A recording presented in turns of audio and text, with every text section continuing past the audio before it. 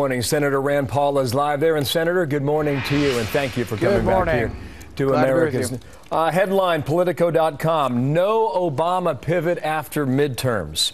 Is that the headline you expected from the White House the morning after?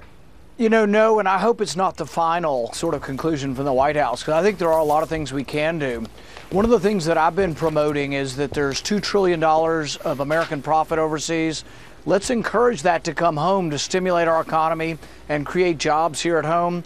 We could have a narrowly focused bill that reduces the tax rate on bringing your money home, and we could put some of that money into roads and bridges. So I think there's a lot of good things we could do. Barbara Boxer supports this. I support this. The president in 2005 supported this. I think this would be a good way to kick it off in January. Let's go ahead and bring that money home, do something together that would be good for the country. I think the public would be crazy about the idea if we would do it. And we'll see whether or not that comes from the president's mouth later this afternoon. Last night, you made the pivot already to Hillary Clinton. And this is the point you're making. Where the Clintons campaigned heavily down here in North Carolina, Kay Hagan was defeated in the Tar Heel State.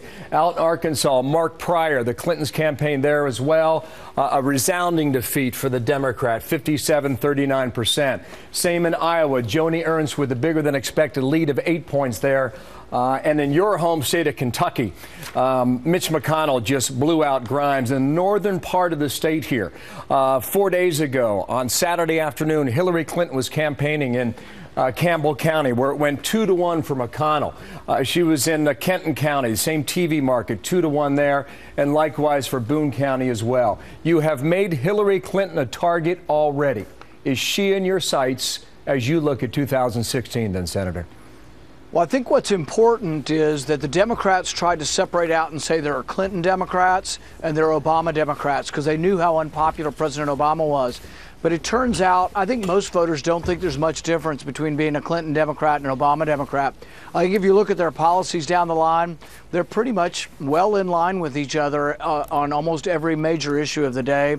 And when they've thought that we can bring in a Clinton and that'll somehow convince Southern Democrats that there is still a conservative nature to the National Party, that was rejected wholesale yesterday. So one of the messages from yesterday is that Southern Democrats don't believe that National Democrats are conservative any longer, and they're unwilling to do it, even if the Clintons try to pretend that it is so. We're going to have that debate nationally as we move forward. Now, when do you decide when you run for 2016, or have you? It'll be in the spring sometime. We're having serious discussions, not only with my family, but also with advisors and staff members on this. But really, it's going to be probably spring before we come to a final conclusion. Senator, thank you. Rand Paul out of Louisville, Kentucky, after a late night last night.